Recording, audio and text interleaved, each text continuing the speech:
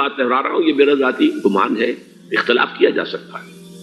میرا گمان یہ ہے کہ یہ اب جو مجدد آئیں گے وہ حضرت مہدی ہوں گے۔ پہلی بات تو یہ جان لیجئے کہ مہدی دو ہیں، ایک شیعوں کے مہدی، ایک سنیوں کے مہدی۔ ان میں بڑا فرق ہے۔ شیعہ حضرات مہدی کو مانتے ہیں، وہ ان کے 12ویں امام ہیں۔ ان کے عقیدے کے مطابق انہیں پیدا ہونے کے فوراً بعد اس اندیشے سے کہ انہیں قتل کر دیا جائے گا ایک غار میں چھپا دیا گیا تھا۔ تقریباً 1200 برس سے وہ اس غار کے اندر ہیں، وہ روپوش ہیں، چھپے ہوئے ہیں، اسی لیے انہیں امام غائب کہا جاتا ہے۔ اور اب ان کا انتظار ہو رہا ہے، اس لیے انہیں امام منتظر بھی کہا جاتا ہے۔ اس لیے شیعوں کے دارالعلوم جو ہوتے ہیں دارالعلوم المنتظر، وہ اس لیے کہ ان کا انتظار کیا جا رہا ہے۔ تو یہ ہے، اب وہ ان کا خیال ہے کہ آخری دور میں، آخری زمانے میں وہ ظاہر ہو جائیں گے۔ دیکھیے، میں اس عقیدے کو اس بنا پر رد نہیں کرتا، یہ ناممکن ہے کہ کیسے کوئی شخص جو ہے 1200 برس تک کسی غار کے اندر زندہ رہ سکتا ہے، نہیں، میں سمجھتا ہوں ممکن ہے۔ 300 برس تک اصحاب کہف رہے کہ نہیں رہے؟ سوئے رہے۔ 300 ایئرس ہم مانتے ہیں۔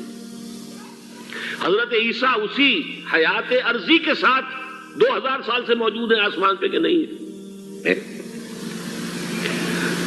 آپ کو معلوم ہے حضرت عزیر 100 برس تک مرنے کے بعد دوبارہ زندہ کر دیے گئے۔ فَأَمَاتَهُ اللَّهُ مِئَةَ عَامٍ ثُمَّ بَعَثَهُ۔ تو ناممکنات میں سے کوئی سوال پیدا نہیں ہوتا۔ لیکن یہ کہ آیا کوئی امامت معصومہ کا تصور قرآن اور حدیث سے ہمیں ملتا ہے؟ پھر یہ کیا یہ موروثی امامت کہ حضرت علی کی نسل جو حضرت فاطمہ سے چلی ہے اسی میں یہ امامت ہوگی؟ اس کے لیے ہمارے پاس کوئی دلیل نہیں ہے، ہم اس کو تسلیم نہیں کرتے۔ ہم تو سمجھتے ہیں کہ معصومیت ختم ہو گئی محمد الرسول اللہ صلی اللہ علیہ وسلم پر، خاتم المعصومین ہے محمد الرسول اللہ۔ اب ان کے بعد تو اجتہاد ہے اور خلافت ہے، عام معاملات میں اجتہاد ہوگا، نظام خلافت کا ہوگا۔ تو ہمارے نزدیک جو میں جس مہدی کا نام لے رہا ہوں وہ مہدی ہے جو ایک مجدد ہوں گے، جیسے کہ مجددین کے نام میں نے آپ کو گنوائے ہیں، مجدد الفسانی ہو، شاہ ولی اللہ ہو، سید احمد بریلوی ہو، شیخ الہند ہو، ایک ہوں گے انسان جو پیدا ہوں گے انسانوں کی طرح، عام طور پر اپنی عمر کو، پختگی کو پہنچیں گے، پھر وہ سامنے آئیں گے منظر پر، پھر وہ کام کریں گے، قیادت کریں گے، عرب میں ان کا ظہور ہوگا۔ دوسری بات یہ نوٹ کر لیجئے حضرت مہدی کے بارے میں، ہمارے ہاں احادیث کے جو مجموعے ہیں ان میں جو ٹاپ کے 2 مجموعے ہیں ان میں کہیں حضرت مہدی کا ذکر نہیں ہے، نہ صحیح بخاری میں نہ صحیح مسلم میں۔ پورے عالم اسلام پر ان کی حکومت نہیں تھی، اس لیے کہ شام اور مصر دونوں صوبے جو ہیں انہوں نے ان کی اطاعت قبول نہیں کی تھی۔ اس حوالے سے یہ معاملہ ابھی ہونا ہے۔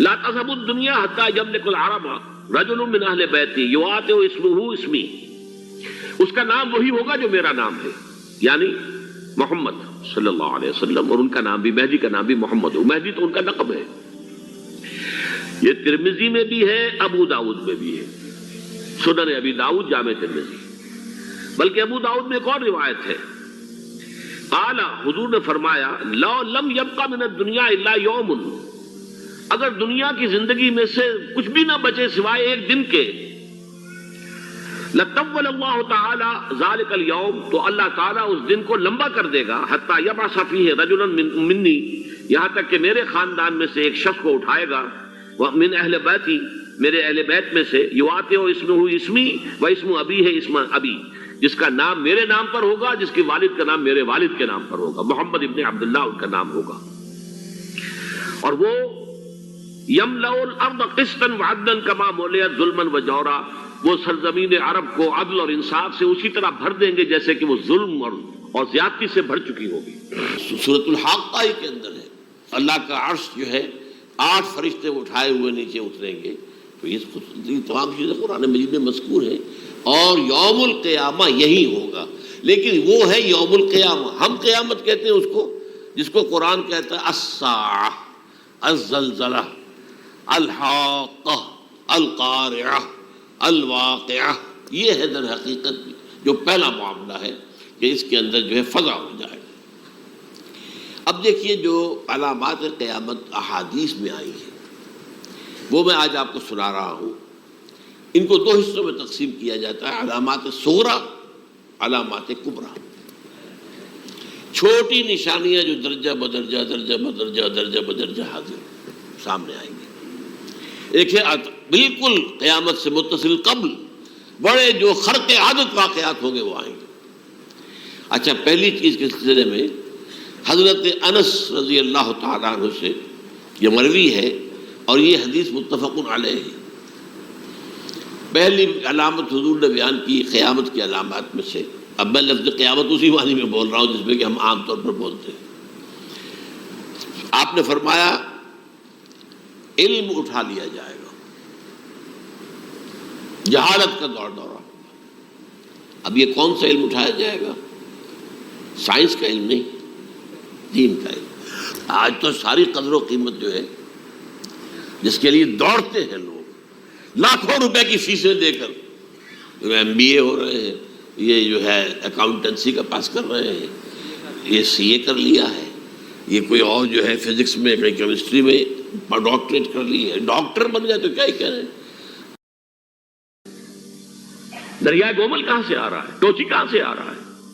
یہ سارا جو ہے ڈرین جو ہو رہا ہے، ایسٹرن جو ہے پارٹ آف افغانستان، یہ سب وادی ہے۔ اس وادی کے یہ دو حصے ہیں، ایک حصہ جو ہے یہ ادھر پاکستان میں ہے اور اسی وادی کا دوسرا حصہ جو ہے وہ افغانستان میں ہے۔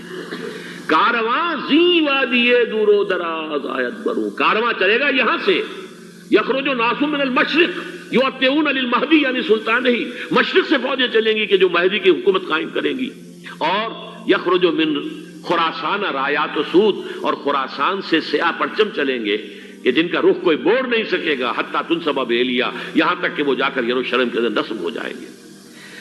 حضرات، میں ایک میری گفتگو کا حصہ باقی تھا لیکن میں اسے چھوڑ رہا ہوں، اس لیے کہ گلوبلائزیشن جو اس کی ہوگی، جو خلافت علی منہاج النبوہ کی تجرید کامل حضرت مہدی کے ہاتھوں عرب میں ہوگی، اس سے پہلے اس کے لیے محنت، کوشش، جد و جہد پاکستان اور افغانستان میں ہو چکی ہوگی جو اسے سپورٹ کرے گی اور وہاں جا کر حکومت قائم کرے گی۔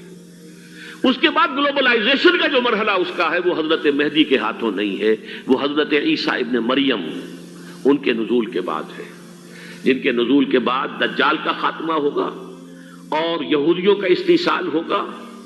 مسلمانوں پر بھی بڑی تکالیف عربوں پر آئیں گی، شدائد آئیں گے، لیکن یہ وہ میں حصہ جو اپنی گفتگو کا آج چھوڑ رہا ہوں اس لیے کہ میں دیکھ رہا ہوں کہ بعض حضرات کا صبر کا پیمانہ اب لبریز ہو رہا ہے، تو میں اس حصے کو پھر ملتوی رکھتا ہوں کسی دوسری محفل اور کسی دوسری مجلس اور نشست پر۔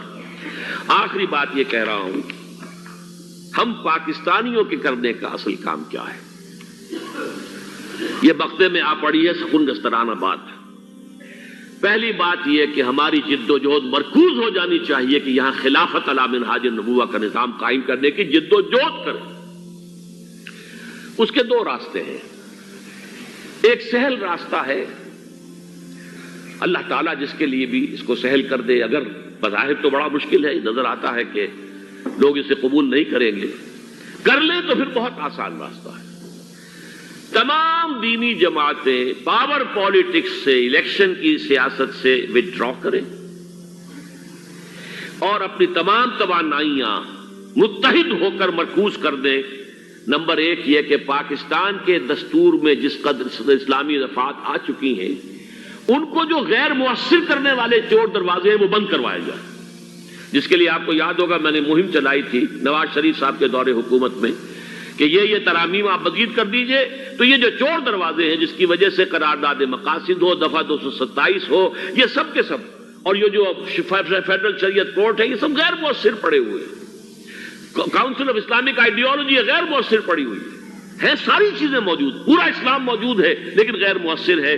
چور دروازے بند کر دو خدا کے لیے تاکہ یہ اس مؤثر ہو جائے، بڑی آسانی کے ساتھ، بہت ہی عمدگی کے ساتھ، بغیر کسی خون خرابے کے اسلامائزیشن آف لاس اور اس کی امپلیمنٹیشن شروع ہو جائے۔